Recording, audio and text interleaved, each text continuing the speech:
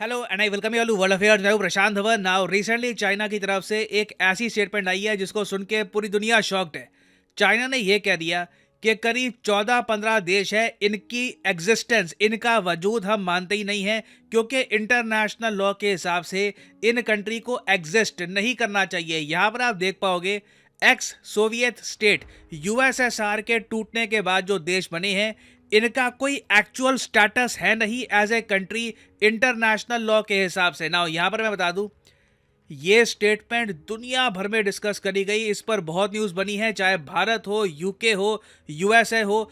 दुनिया भर में कई देशों ने चाइना की आलोचना करी है इस स्टेटमेंट को लेकर, क्योंकि चाइना यहां पर सिर्फ ये नहीं कह रहा कि यूक्रेन का वजूद नहीं है एज ए कंट्री। चाइना बहुत सारे देश, Kyrgyzstan, Kazakhstan, Lithuania, Latvia, even Belarus आप कह सकते हैं, इन सब कंट्रीज के बारे में कह रहा है कि ये सब जो देश है ये इंटरनेशनल लॉ के हिसाब से, चाइना की इंटरप्रिटेशन के हिसाब से एग्जिस्ट नहीं करने चाहिए। ना यहाँ पर आप देख पाओगे, ये जो मैंने मार्क कर रखा है एरिया मैप का, ये एक टाइम पे हुआ करता था यूएसएसआर, जिसको हम सोवियत यूनियन भी कहते थे। 1991 तक ये कंट्री एग्जिस्ट किया, उसके बाद ये कंट्री टूट के बिखर गया और टोटल 15 नए देशों का जन्म हुआ, इंक्लूडिंग रशियन फेडरेशन। तो चाइना का यहाँ पर कहना यह है कि रशिया जो आक्रमण कर रहा है यूक्रेन पर, यह बिल्कुल लेजिटिमेट है, ये ठीक है, और इसका रीजन ये है क्योंकि यूक्रेन टेक्निकली इंटरनेशनल लॉ के हिसाब से, अगेन चाइना की इंटरप्रिटेशन है, इनके हिसाब से एक एक्चुअल कंट्री है ही नहीं। यूएसएसआर से टूटकर बस एक एरिया है, अलग हुआ है, वापस यूएसएसआर में मिल जाएगा। और साथ ही साथ इन्होंने ये भी कह दिया, ना सिर्फ यूक्रेन, ये जो सारे देश आप देख रहे हो, Estonia, Latvia, Lithuania, Belarus, Moldova, Georgia, Azerbaijan, Armenia, Turkmenistan, Uzbekistan, Kyrgyzstan, Tajikistan, Kazakhstan, ये सारे कंट्रीज चाइना के हिसाब से एक्चुअल कंट्रीज हैं नहीं। ये एक बहुत बड़ी स्टेटमेंट है, और ये स्टेटमेंट आई भी कहां से है, ये देखो, किसी ग्लोबल टाइम्स के आर्टिकल में नहीं लिखा हुआ था। ये चाइना के जो मेन एम्बेसडर है टू यूरोपियन यूनियन, लू शाय, जो प्राइमरली दो कंट्रीज को देखते हैं, फ्रांस और मोनाको, और आप कह लीजिए चाइना का जो पूरा फॉरेन पॉलिसी ऑपरेशन है यूरोप में, इसको यही संभालते हैं। इन्होंने ये स्टेटमेंट दी है एक लाइव टेलीविजन शो पर बैठकर। यहां पर आप देख पाओगे ये clip. Mais pardon, selon le droit international, vous savez bien, c'est l'Ukraine. Selon le droit international, vous pouvez en discuter, le contester, mais c'est l'Ukraine.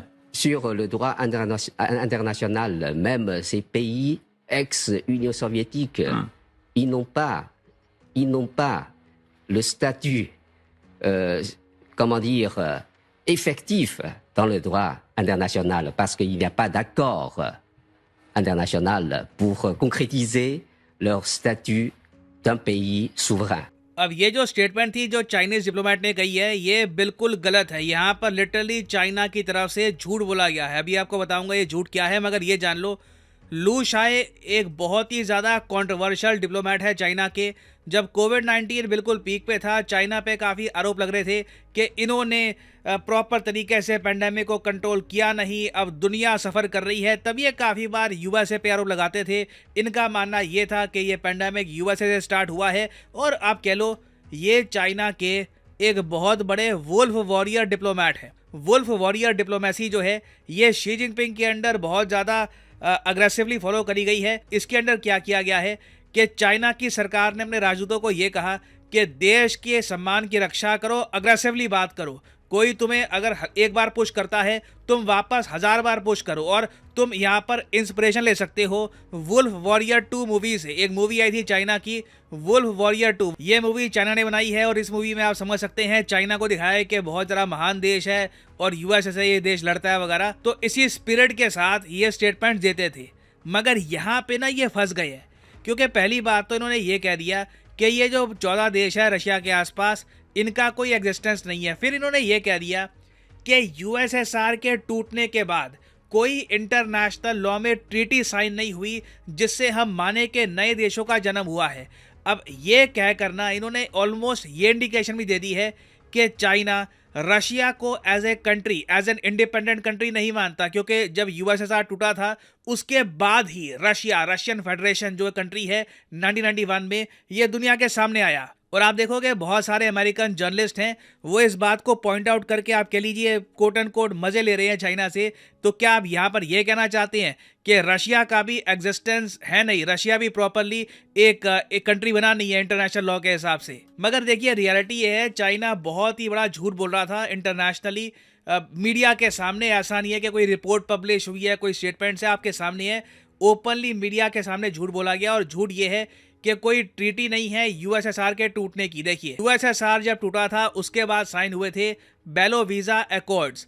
इन एकॉर्ड्स के अंडर ये बात एक्नॉलेज करी गई यूएन चार्टर के अंडर इंटरनेशनल कम्युनिटी के सामने कि USSR as a country अब नहीं बचा और अब बहुत सारे इंडिपेंडेंट कंट्री सामने आएंगे। ये बहुत ही इंपॉर्टेंट है। यहाँ पे आप देख पाओगे ये साइन हो रहा है इस ट्रीटी का। यूक्रेन का झंडा भी यहाँ पे आपको दिख जाएगा, रशियन फेडरेशन का झंडा भी यहाँ पे आपको मिल जाएगा। तो हिस्टोरिकली ना जो भी चाइना कह रहा था ये कोई फिक्शन है, रियलिटी में ये बात एग्जिस्ट करती नहीं है। अब इंटरेस्टिंग बात देखो, चाइना के एम्बेसडर ओपनली, इसको कहते हैं व्हाइट लाई, सफेद झूठ बोलते हुए पकड़े गए। तो उसके रिस्पॉन्स में ग्लोबल टाइम सामने आ गया। ग्लोबल टाइम जो है चाइना का सरकारी मीडिया आउटलेट, इसने ये बोलना स्टार्ट कर दिया कि यूरोप के लोग अटैक कर रहे हैं चाइना के एम्बेसडर को। ये अटैक नहीं होना चाहिए क्योंकि चाइना के एम्बेसडर का फ्रीडम ऑफ एक्सप्रेशन है। इन्होंने कहा कि यहाँ पे ये लोग एक रिवर्स ऊनो कार्ड खेलेंगे।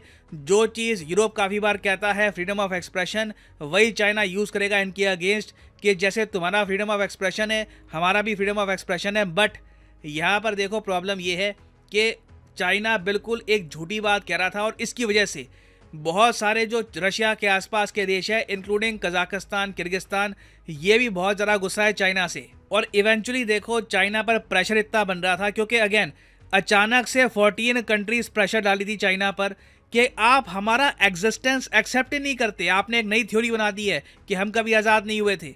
तो जब बहुत ज़्यादा चाइना पर प्रेशर आया तब चाइना ने यहाँ पर लू शाही की जो स्टेटमेंट है इससे खुद को दूर कर लिया चाइना की सरकार ने और ये कहा कि हम एक्स यूएसएसआर कंट्रीज़ की जो सॉवरेनिटी है इसे रिस्पेक्ट करते हैं। बट अभी भी ये नहीं कहा कि जो ये बात थी कि कोई इंटरनेशनल ट्रीटी नहीं है जिससे ये साबित हो पाए कि यूएसएसआर टूटा था। इस बात को लेकर चाइना ने अभी भी कोई क्लैरिफिकेशन नहीं दी है। तो चाइना की जो स्टेटमेंट है ना, इससे एक बात तो साफ हो जाती है कि चाइना किसी भी केस में एक मीडिएटर नहीं बन सकता यूक्रेन वॉर को ख़त्म करने में। हम खूब सुनते हैं कि भारत और चीन दोनों रोल निभा सकते हैं यूक्रेन वॉर को ख़त्म करने में। मेरे हिसाब से अगेन मैं एक बहुत ही न्यूट्रल पर्सपेक्टिव से बात कर रहा हूँ। एक ही कंट्री है जो जेन्युइनली यूक्रेन वॉर के इशू को लेकर एक न्यूट्रल स्टांस के साथ पीस की बात कर सकती है, वो कंट्री है इंडिया। क्योंकि चाइना का क्या पर्सपेक्टिव है, इनके डिप्लोमेट्स क्या सोचते हैं, ये दुनिया के सामने है। इसके बाद भी चाइना को पीस प्रोसेस में शामिल करना it will not make any sense. कोई भी कंट्री स्पेशली यूक्रेन के लोग तो बिल्कुल भी अब चाइना की पार्टिसिपेशन एक्सेप्ट नहीं करने वाले। तो ये मैं कहूँगा एक बहुत बड़ा ओन गोल मारा है चाइना ने, खुद के गोल पोस्ट पे बॉल मार दी है और लॉन्ग टर्म में इसका नुकसान इनको होगा। बहुत सारे कंट्रीज अब चाइना को डाउट करेंगे as a major power in Asia. Now finally वापस आते हैं क्वेश्चन की तरफ जिसका आंसर आप सब लोग करोगे कमेंट सेक्शन में। मैं इसका आंसर नहीं करने वाला, जो आंसर सही करेंगे इसका उनकी कमेंट को मैं हार्ट दे दूंगा ताकि बाकी लोग समझ पाए कि सही आंसर क्या है। क्वेश्चन ये है कि यूएसएसआर जब बना था तब इसके पहले चेयरमैन कौन थे? बहुत ही फेमस इंडिविजुअल हैं ये, इनके बारे में आपको बताना चाहिए। पहले चेयरमैन कौन थे यूएसएसआर के? Option A Vladimir Lenin, option B Stalin, option C Kalinin, या फिर option D none of the above. Comment section में करिए उत्तर। सही आंसर मैं आपको नहीं दूंगा, जो लोग सही आंसर करेंगे उनकी कमेंट को मैं हार्ट दे दूंगा। और फाइनली यहाँ पर मैं ये भी ऐड कर दूं कि अनअकैडमी की जो मेगा सेल है आज रात 12 बजे खत्म हो जाएगी। अनअकैडमी के कोर्सेज पे आपको 50% का मैसिव डिस्काउंट मिल रहा है।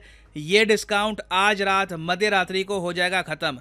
तो कमेंट सेक्शन में जाइए। फॉर एग्जांपल लेट से आप प्रिपेयर कर रहे हैं बैंक या फिर एसएससी एग्जामिनेशन के लिए, तो एसएससी एग्ज़ाम जो है यहाँ पर, इसका लिंक यहाँ पे आपको मिल जाएगा। यहाँ पे आपको करना है क्लिक और आप नोटिस करोगे यहाँ पे आप परचेज कर पाओगे the course of your choice. जो प्राइसेस यहाँ पर लिखे हैं ये पे मत कर देना, बस यहाँ पे आपको कोड डालना है PD10 और प्राइसेस गिरना स्टार्ट हो जाएंगे। और मैं एक बार मेंशन कर दूँ, 12 प्लस 12 मंथ्स का ऑफर चल रहा है एसएससी में, मतलब कि 1 साल का कोर्स आप लेते हो, 1 साल एडिशनल आपको फ्री मिलेगा। तो आपको बेसिकली 2 साल का कोर्स मिल रहा होगा फॉर द प्राइस ऑफ 1। ये ऑफर आज रात मध्य रात्रि को खत्म हो जाएगा। सो इसी नोट के साथ ये है वीडियो कांत। Thank you for listening and as always God bless you all.